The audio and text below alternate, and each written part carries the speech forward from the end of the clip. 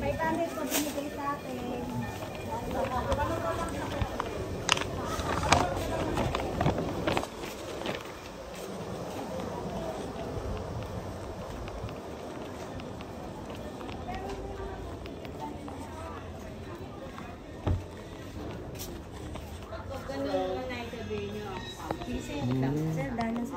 Basa.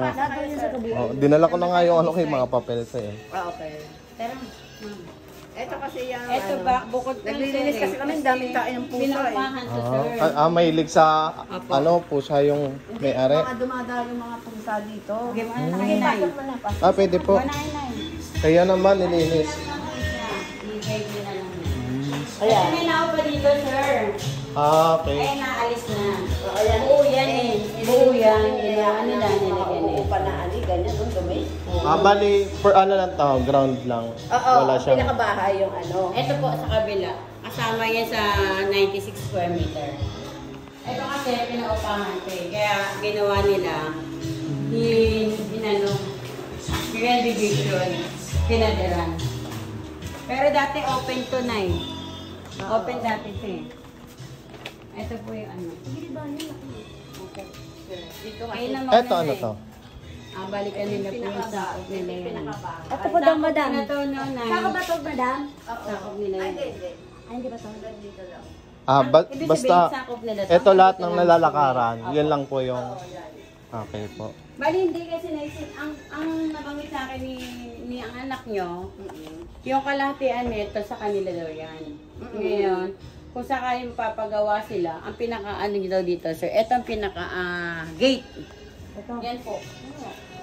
Hanggang saan yung kanila dito? Ito po. Right. Ito po ang pinaka-gate nyo. Ito po yung pinaka-ano nila. Magbibigay sila ng right of way na malaki. Bali, kukunin na Yes, nila to. Opo. Yan po kasi ang napag-usapan dito sa kabila. So, parang Nagdala po ako ng buyer. parang ang liit, magiging maliit yung gate. Ito po ang magiging gate nila. Paano to? Wala po. Bali wala na po siya. Bali ito magiging Eto. gate. Ito magbibigay sila ng right of way na pag ganun. Kasi sasakopin nila yung ganyan. Ito magiging gate niya. Pero sabi naman po, kakasya naman daw. Kasi kapag kinuha nila to, mahirapan na magpasok ng gamit dito. Hindi naman po possible na agad-agad kasi may pag-uusapan din naman doon. Kung sakali naman, ano na lang nila. Tawag doon. May pag-uusap kasi sila ni Ma'am Bete. Sige, di bali. Check na lang muna natin. Tsaka na natin problemahin. Ayan lang ano niya, sahig. Ito, Dati madam, kasi naman yan, to. sir, Puro mababa tambak pa lang yan. kasi Oo nga, Puro mukhang, bodega yan, sir, tambakan. mukhang naiwan na nga. Oh. Ano po to, dating mababa itong bahay Bali, na to. naging ano na lang. Pinatambakan ni Ma'am to eh.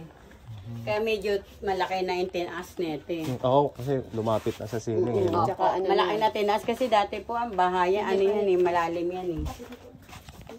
Malaki pagkaano naman. Tapos ang talong ko dito, kung papayag yung may-ari na Bank Finance. May tao. Bank financer. Oo, kasi mas safe kami sa Bank Finance eh. Iwas scam kasi si bangko na bahala. Ayan, ito yung CR. Ito yung mga kwarto. Pati naman si seller, mas safe si seller doon. Kasi, Ano po muna na. Ayan, oo, puro tambak din yan. Tingnan mo namin. hindi na nagagamit, no? Sayang. Oo, yan. Malaki yung kwarto. Oo, malaki nga. Yun nga lang talagang Ano na, oo. For renovation na talaga. holy. Fully renovate, na talagang totally giba. Na. Oo. Yes po, talagang kung Ito CR. Lagi na lang ibabayaran niyo dito eh. Bali yung pinakalat na lang, no? Kasi mahirap na mapakinabangan yung ano. Oo. Pwede matawagan si Ma'am.